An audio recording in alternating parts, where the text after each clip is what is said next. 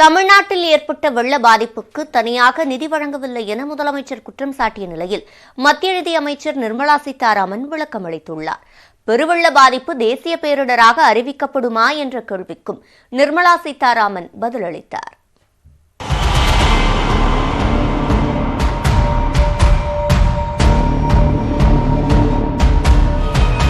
தென் மாவட்டங்களில் ஏற்பட்டுள்ள பெருவெள்ள பாதிப்புகள் தொடர்பாக செய்தியாளர்களை சந்தித்த முதலமைச்சர் மு.க.ஸ்டாலின் மத்திய அரசின் நிவாரண நிதியை வழங்கவில்லை என குற்றஞ்சாட்டியிருந்தார்.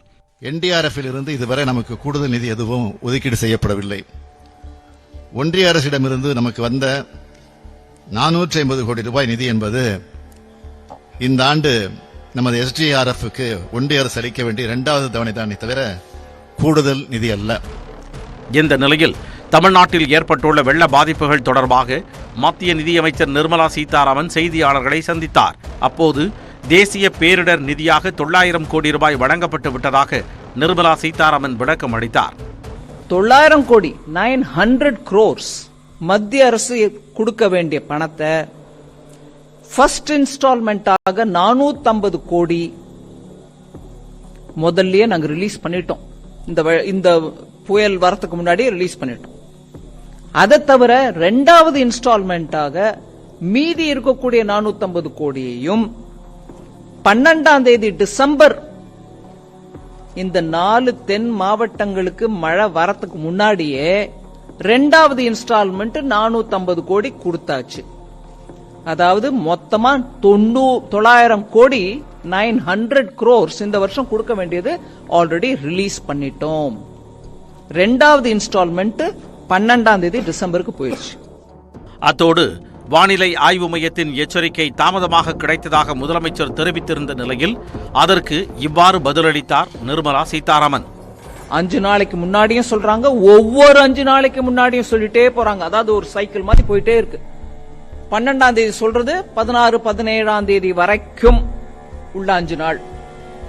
13ஆம் தேதி சொல்றது 17, 18ஆம் தேதி வரைக்கும் இருக்கக்கூடிய 5 நாள். அப்படியே அதை ரொட்டேட் போயிட்டே இருக்கு வண்டி. அதை தவிர ஒவ்வொரு 3 மணி நேரமும் அவங்க வார்னிங் கொடுக்கறாங்க, என்ன ஆக போகுது.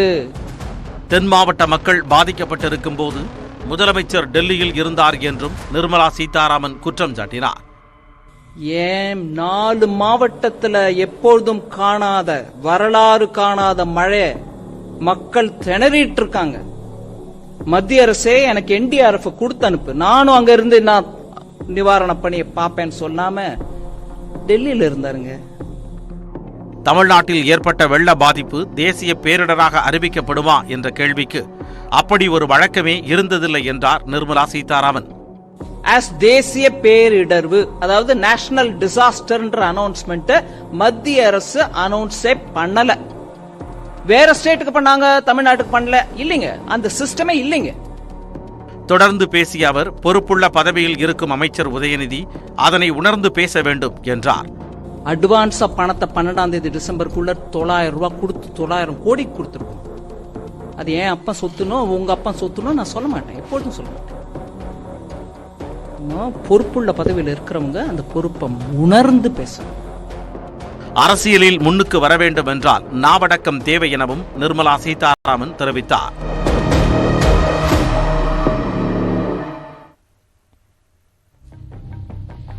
இந்நிலையில் மத்திய நிதி அமைச்சர் நிர்மலா சீதாராமனுக்கு பதிலளித்து எக்ஸ் தளத்தில் பதிவிட்டுள்ள அமைச்சர் உதயநிதி ஸ்டாலின், யாரிடம் எப்படி பேச வேண்டும் என்று தங்களுக்கு பெரியார், அண்ணா, கருணாநிதி, மு.க.ஸ்டாலின் ஆகியோர் நன்றாக கற்றுக் கொடுத்துள்ளதாக தெரிவித்துள்ளார்.